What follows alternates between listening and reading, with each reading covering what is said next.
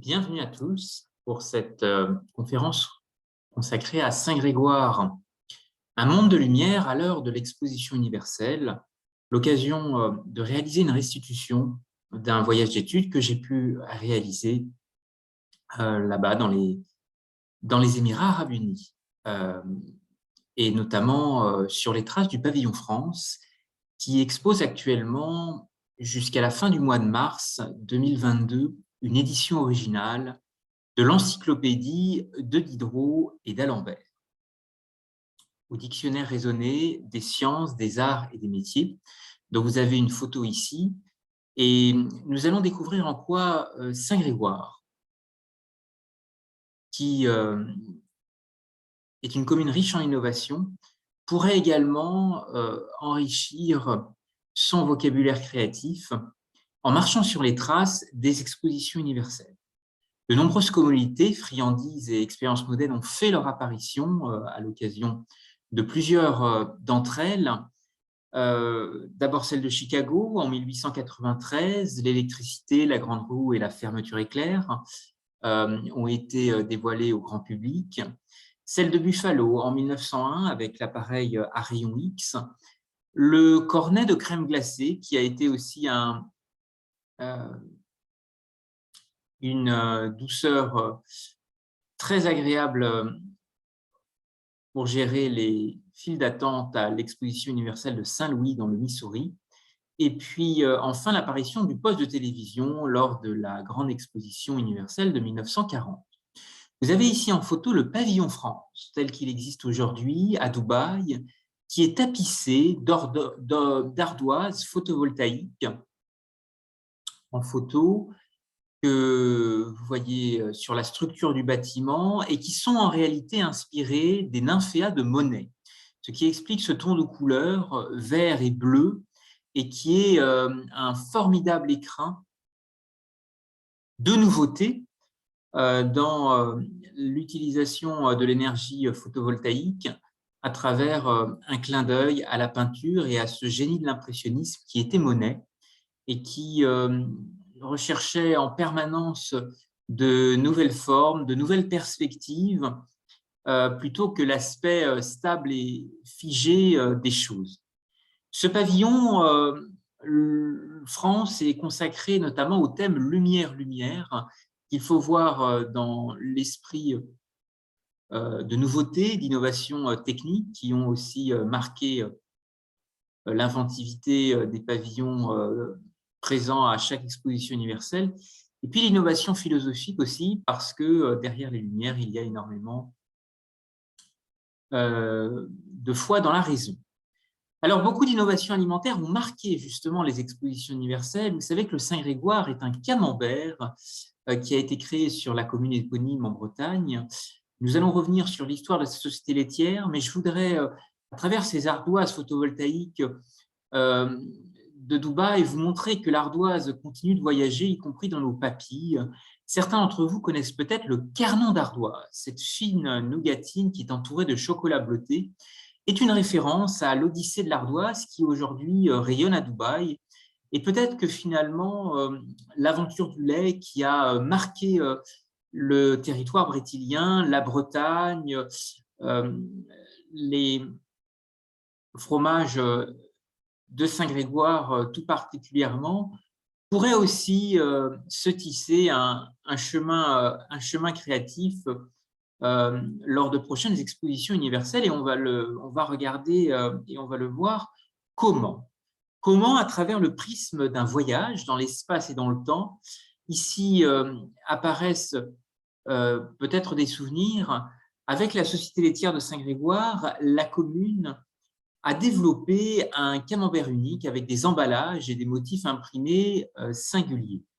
Cette audace publicitaire a suscité l'intérêt de collectionneurs d'étiquettes, dont vous voyez ici les traces, et la fraîcheur de cet ensemble, dans un état extraordinaire de conservation, étonne. Et pour accompagner cette évolution, cette conférence vous propose de revenir à l'encyclopédie de Diderot et d'Alembert, au dictionnaire raisonné des sciences, des arts et des métiers, exposé pour la première fois hors de France à Dubaï. Et les philosophes des Lumières avaient justement bien compris l'importance de cette aventure du lait, l'importance de cultiver la valeur imaginaire ajoutée des produits laitiers. Et Diderot et d'Alembert qualifiaient justement le Roquefort de roi des fromages, euh, qui est d'ailleurs devenue la plus ancienne appellation d'origine fromagère. En y voyant un formidable vecteur de marketing territorial, comme on pourrait l'appeler aujourd'hui, en tous les cas une résonance entre notre patrimoine alimentaire tiré de la culture de notre territoire. Et donc cette conférence est l'occasion de suivre l'héritage de ces philosophes et d'illustrer en quoi leurs réflexions nourrissent tout toujours autant notre présent. Ici, le pavillon France, que vous pouvez voir en photo à l'occasion de l'exposition universelle de Dubaï, la structure au moment des travaux, conçue par plusieurs cabinets architectes et qui se veut une référence au thème Lumière, Lumière. On va voir comment il existe plusieurs ouvertures pour rentrer dans ce sujet, en rappelant peut-être un peu d'histoire concernant les expositions universelles et les audaces architecturales qui les ont accompagnées. La Grande Roue, que certains connaissent peut-être à Chicago, l'Atomium à Bruxelles, qui était doté de l'un des ascenseurs les plus rapides de la planète, Space Needle à Seattle, qui avait accueilli une exposition universelle en 1962, avec cette tour qui est dotée d'un restaurant panoramique à son sommet et qu'il est toujours possible de visiter, de découvrir et qui a véritablement quelque chose d'exceptionnel. Et Al-Wazen Plaza, qui est le plus grand dôme autoportant au monde et la pièce centrale de l'Expo de 2020 et une des carrefours emblématiques du futur quartier District 2030 qui naîtra à l'issue de l'exposition universelle. Beaucoup de structures historiques en sont aujourd'hui le témoignage. Le Crystal Palace d'abord, parce que c'est ici qu'a commencé la première exposition en 1851 à Londres et qui voulait véritablement mettre en lumière les inventions de la révolution industrielle. La Tour Eiffel, c'est un symbole important qui n'a pas été populaire immédiatement et certains avaient fait notamment campagne pour son démantèlement après la fermeture de l'exposition universelle de 1889. Alors, quel miroir, justement, alimentaire, industriel, territorial, est-il aussi possible d'imaginer dans le cadre des expositions universelles et comment faire justement rayonner Saint-Grégoire au-delà des mers et des océans? D'abord, rappelez qu'en sa qualité de président de la Society of Art, le prince Albert avait créé un comité pour organiser des expositions dans le but d'améliorer le design britannique. Et une exposition à Birmingham avait été organisée en 1849 et suivie de la première exposition véritablement internationale, cette grande, qui portait à l'époque le nom de Grande Exposition des produits de l'industrie de toutes les nations, qui s'est tenue au Crystal Palace. Et aujourd'hui, qu'il est possible de retrouver en termes de chemin de mémoire dans le parc de Hyde Park. Ce plus grand jour de notre histoire a été la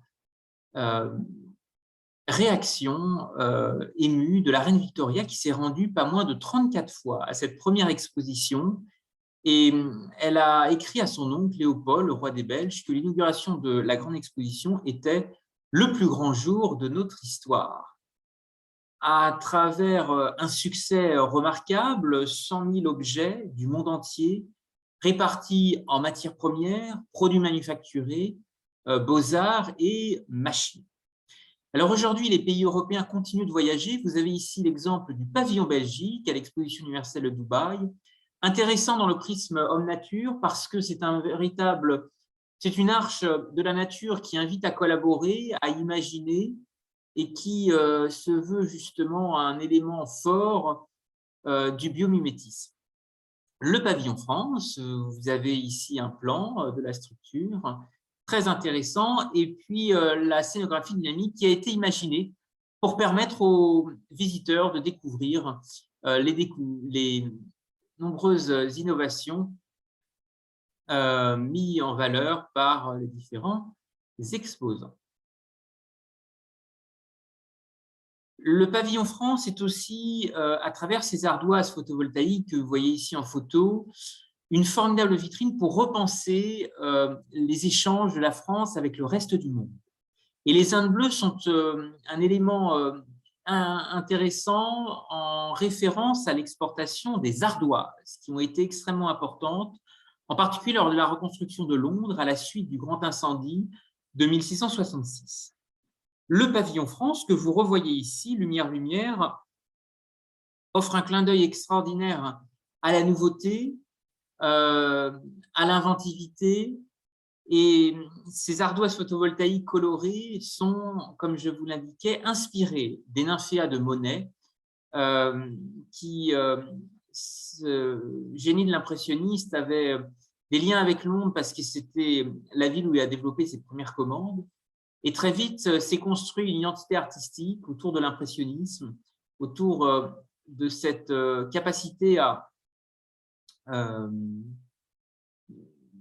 dénoter des intuitions fugitives, mettre en scène un mouvement et privilégier effectivement les perspectives plutôt que l'aspect stable et conceptuel des choses.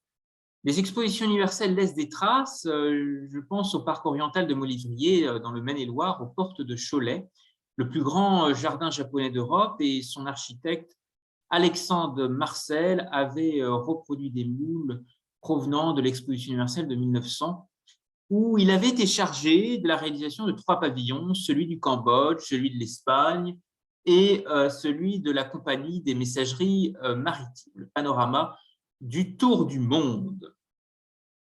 D'autres projets lui seront confiés en Belgique et au Japon.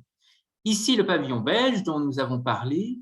Chaque exposition univers se veut une expérience de nouveauté, d'innovation, et l'idée est d'offrir un carrefour et une boussole créative pour justement réunir les talents du monde entier. Le site de l'expo que vous voyez en photo s'est structuré autour de 3 districts, un district mobilité, un district opportunité, un district durabilité. L'ensemble de ces pavillons, de ces 3 districts, était également riche d'une offre d'expériences, de découvertes, de restaurants, d'expériences culinaires, de nombreuses richesses autour de la gastronomie, des super aliments à découvrir.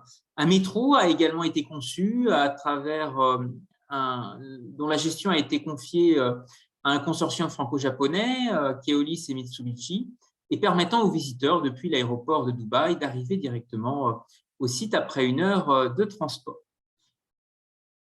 Dubaï, à travers la vision de cette exposition universelle, vise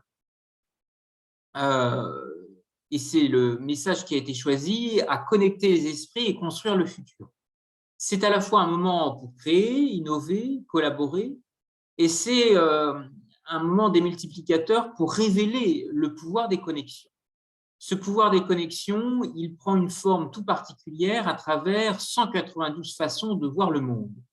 Pourquoi 192? C'est le nombre de pays qui sont représentés à l'exposition universelle, ce qui montre à quel point tous les États, quasiment tous les États du monde, disposent d'un pavillon, et ça montre à quel point l'histoire a pu être forte, solide à travers les années, puisque depuis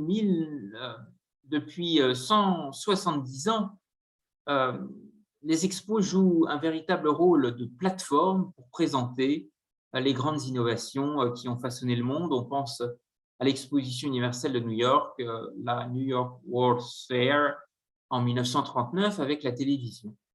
Le Crystal Palace, nous l'avons évoqué.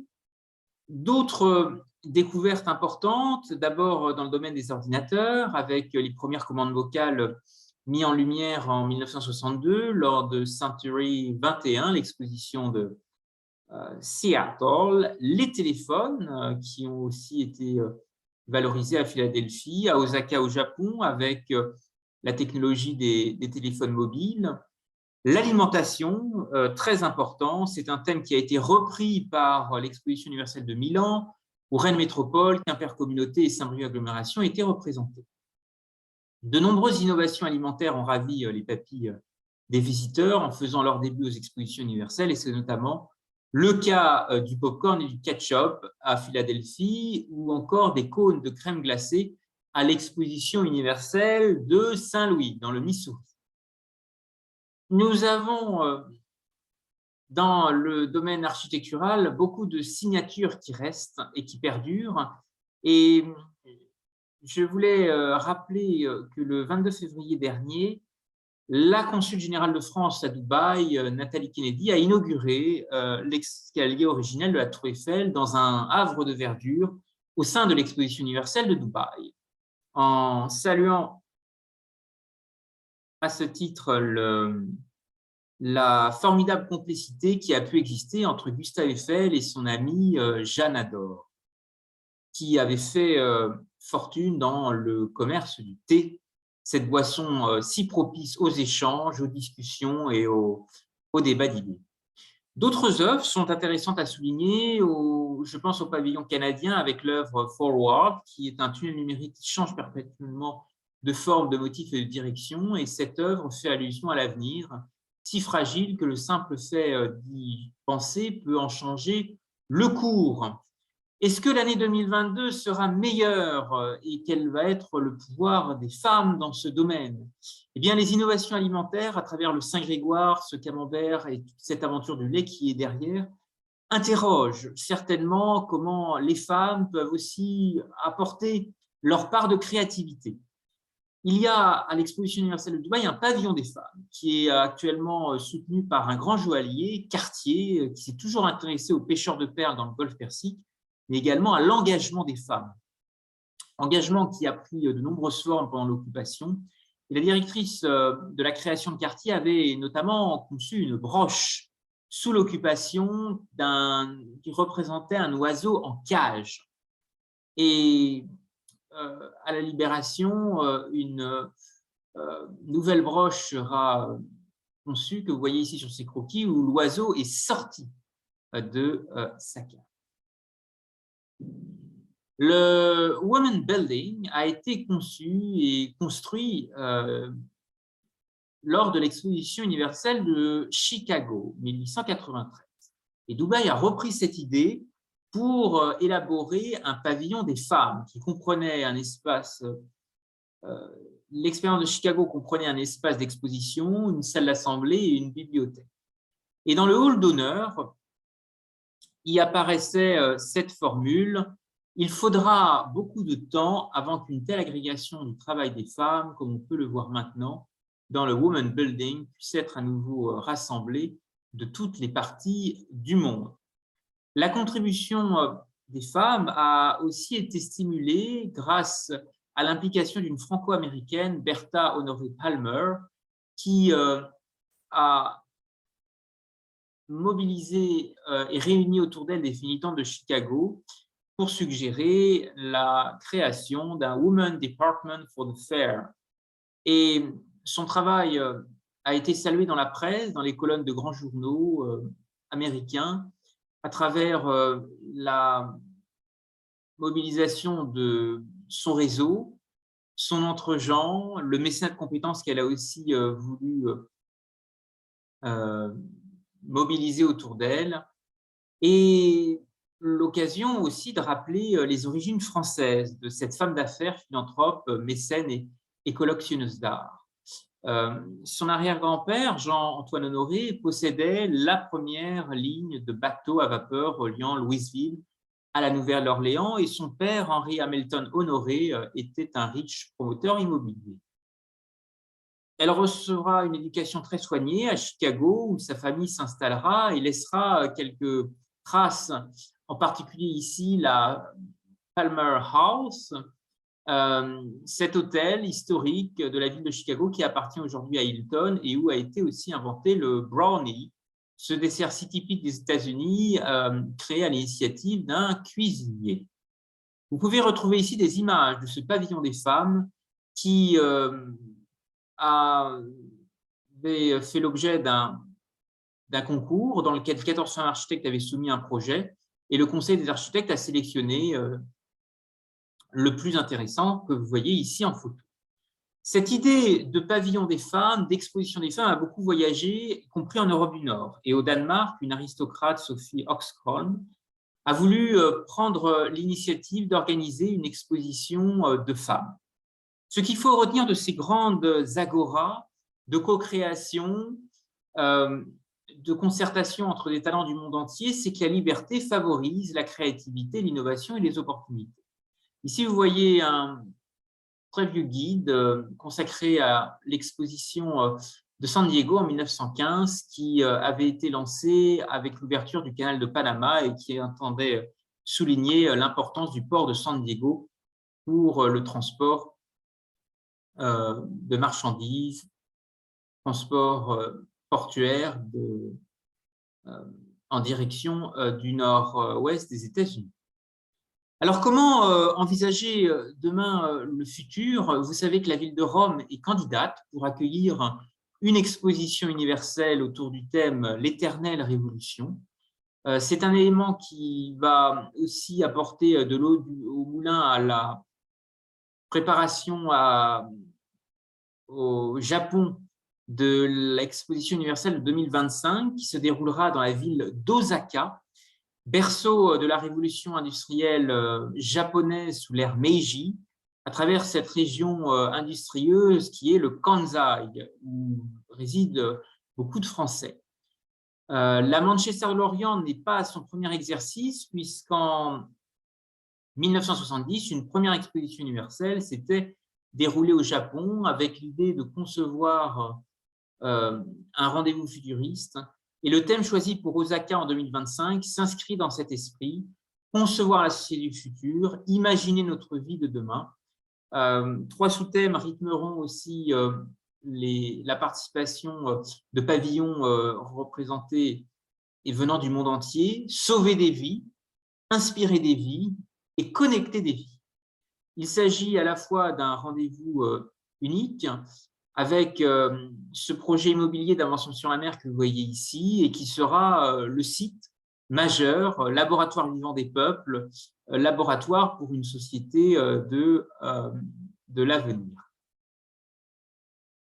Je voudrais vous remercier pour cet échange, débattre maintenant comment Saint-Grégoire pourrait rayonner au-delà des mers et des océans grâce aux expositions universelles, et je suis à votre disposition pour vous répondre à vos questions, vous faire part de mon témoignage suite à ce voyage d'études à l'exposition universelle de Dubaï. Je vous remercie à tous pour votre attention et réfléchissons ensemble à de l'innovation alimentaire pour demain, à la transformation de produits laitiers, à la place aujourd'hui que l'Europe, la Bretagne peut occuper dans le domaine de la sécurité alimentaire qui intéresse tant le Moyen-Orient à l'heure de l'exposition universelle. Et ce sera mon mot de conclusion. À Dubaï, il faut véritablement cultiver son French flair. Merci à vous et je vous propose maintenant d'ouvrir le débat.